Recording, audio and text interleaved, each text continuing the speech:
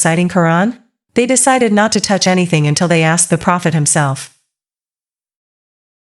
When they returned to Medina and told the story, the Prophet smiled and asked a profound question.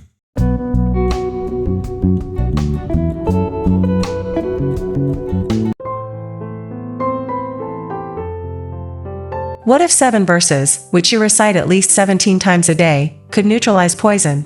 Not as a magic trick, but as a divinely approved healing. This is not a modern claim. This is a story preserved in the 2 most authentic books after the Quran, Sahih Bukhari and Sahih Muslim. Today we will walk through the exact incident where the companions of the Prophet Muhammad, peace be upon him, used nothing but Surah Al-Fatiha to cure a tribal chief dying from a venomous bite.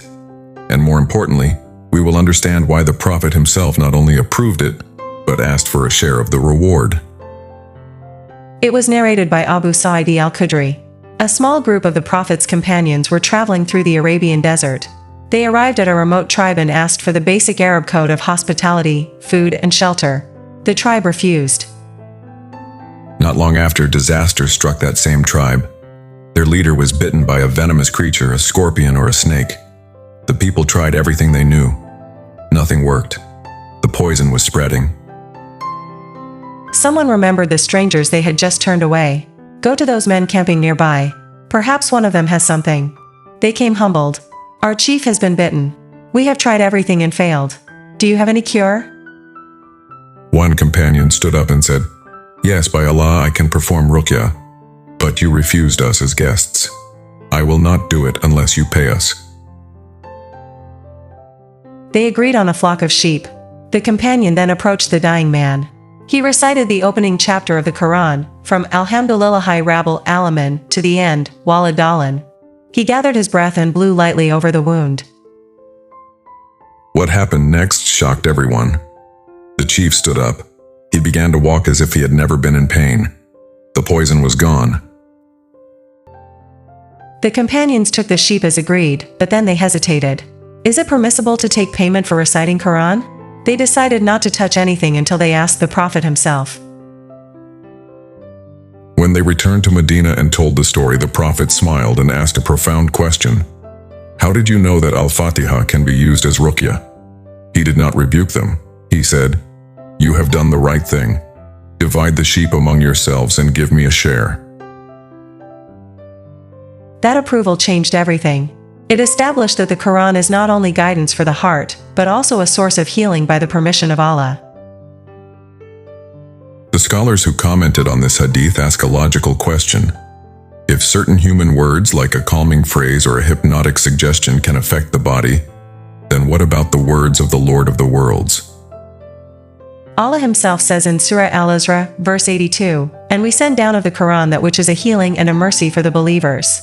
It is Shifa, a cure, and Rahmah, a mercy."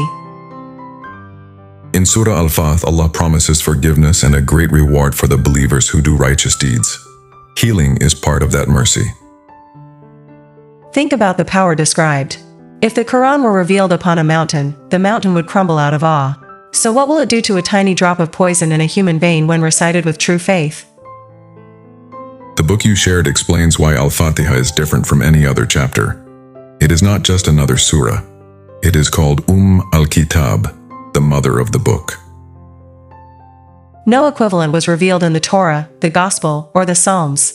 It contains the entire theology of Islam in 7 verses. It begins with the 3 greatest names of Allah, Rab, the Lord and Sustainer; Ar-Rahman, the entirely merciful; Ar-Rahim, the especially merciful. It affirms the Day of Judgment. It declares pure monotheism, you alone we worship. Then it gives us the greatest dua ever taught. Guide us to the straight path. That path is then defined by the fate of 3 groups of humanity. Those who received favor and followed the truth, those who knew the truth and rejected it, and those who were lost because they never found it. In short, Al-Fatiha purifies the heart, affirms divine decree, rejects innovation, and centers the soul on its purpose. That is why it is the perfect medicine. It treats the root, not just the symptom. Some scholars point to one specific verse as the core of its healing power. Verse 5, Iyyaka na'budu wa iyyaka nasta'in. It means, It is you we worship, and it is you we ask for help. This is the ultimate statement of dependence. It is saying, I have no power, no medicine, no doctor can help me except through you. That sincerity is the active ingredient. The author of your book shares his own testimony. While in Makkah, he fell ill and could not find a doctor. He took Zamzam water, recited Al-Fatiha over it, and sipped it slowly. He says he was completely cured, and since then he has used this method whenever he is sick. This is not superstition, it is tawakkul, active trust. The text goes deeper into how Ruqyah works. A venomous bite is not just chemical. The scholars of the past describe it as an attack of a corrupt, angry force that injects its harm. It only strikes when provoked. Ruqyah is the opposite force. It is a good soul, strengthened by the words of Allah, projecting healing through breath and subtle moisture from the reciter's mouth. When the reciter blows after reciting, he is not just blowing air, he is transferring intention, dhikr, and conviction. This is why the Quran mentions in Surah Al-Fatiha, from the evil of those who blow on knots. Sorcerers use breath to carry evil intention. The believer uses the same mechanism, breath, but carries the light of Quran to counter it. It becomes a real battle between good and evil forces, fought through the human body. The stronger and purer the heart of the reciter, the stronger the ruqyah. It is like medicine. The same pill works differently depending on the body's state. Here the heart is the body. People who only believe in the material world will never feel this battle, because they have locked themselves out of the spiritual dimension. But for the believer, the body is deeply affected by what the heart experiences. So what do we take from this? First, Al-Fatiha is a confirmed prophetic cure. The Prophet approved it, practiced it, and shared in its reward. Second, its power comes from its meanings, worship, help, guidance, and mercy. Third, healing requires presence of heart, not just movement of tongue. Use it for yourself, for your children, for pain, for anxiety, for protection.